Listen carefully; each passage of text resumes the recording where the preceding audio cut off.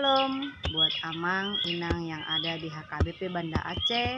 Perkenalkan, nama saya Herawati Opung Sungguh. Saya di sini akan membawakan sebuah cerita tentang Ibu Hana yang ada dalam Alkitab Perjanjian Lama, tertulis dalam 1 Samuel pasal 1 ayat 1 sampai 28.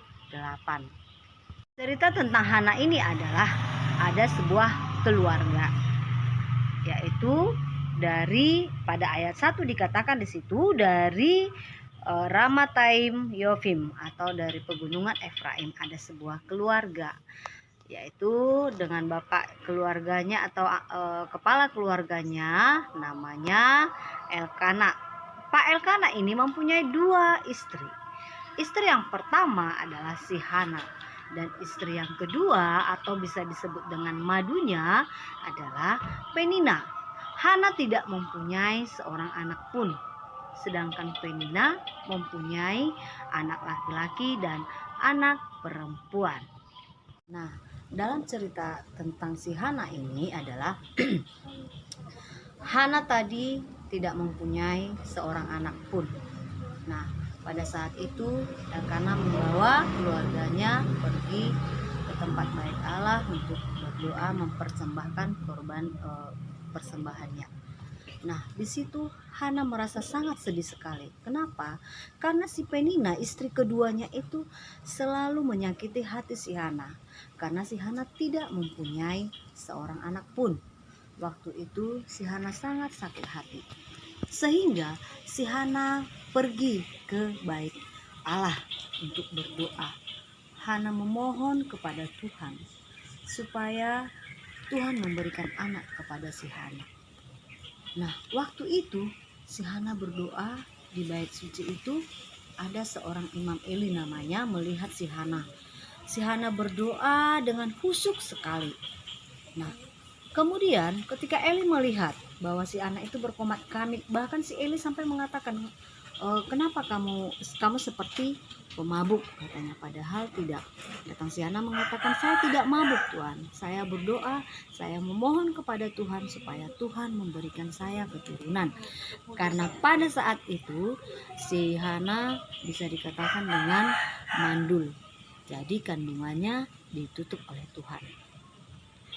Pada ayat ke-17 jawab si Eli kepada si Hana, pergilah dengan selamat, dan Allah Israel itu akan memberikan kepadamu apa yang engkau minta darinya. Itulah jawab si Eli kepada si Hana. Nah, dengan mujizat Tuhan, setahun kemudian Hana melahirkan seorang anak laki-laki, dan Hana menamai anak itu Samuel. Artinya ada di ayat 20, aku telah meminta daripada Tuhan. Jadi Tuhan menggenapi janjinya kepada si Hana. Kemudian Hana menyapih si Samuel tadi, lalu Hana membawa kepada Tuhan. Di situ ada dibuat, akulah perempuan yang dahulu berdiri di sini dekat Tuhanku untuk berdoa kepada Tuhan. Untuk mendapatkan anak inilah aku berdoa, dan Tuhan telah memberikannya kepadaku apa yang kuminta daripadanya. Itulah waktu itu perkataan si Hana kepada Nabi Eli tadi. Nah, setelah kita mendengarkan cerita tentang Hana ini, kita dapat menyimpulkan atau ada 3 hal yang kita patut teladani dari kisah Hana ini. Yang pertama adalah ketika ada masalah, jangan mudah menyerah. Sama dengan Hana, walau sesakit apapun hatinya dibuat si Penina, dia tidak pernah menyerah. Dia tetap berdoa kepada Tuhan. Kedua, ketika ada masalah, jangan pernah melupakan Allah.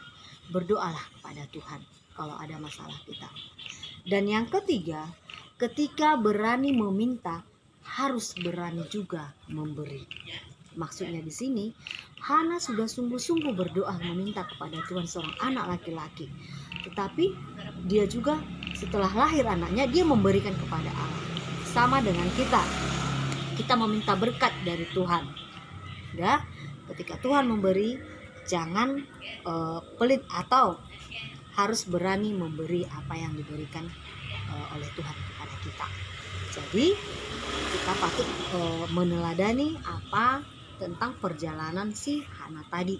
Tetap ketika ada masalah jangan pernah menyerah. Demikian cerita Alkitab tentang Hana yang saya bawakan. Semoga firman Tuhan hidup dan berbuah dalam hati kita. Sekian dan terima kasih. Shalom.